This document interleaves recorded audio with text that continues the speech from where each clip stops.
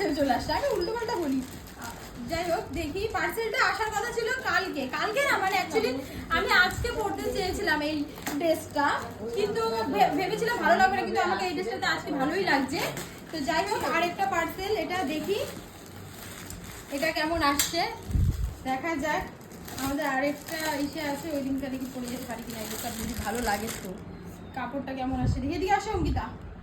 Check my dress, এ কিসকা dress है छोटा, দিস ইজ মাই স্কার্ট। এটা আমার জামা। কত লাই? এইটা ভালো। এটার দাম হচ্ছে 800 কত টাকা জানো। এটা আমার জামা। এটা এত বড় দিছো কেন? এটা আমার জামা। কেমন লাগে গাইস বলো, কমেন্ট করবা। কুত্তা তুই এই না আরে কুত্তা বলবে? কাট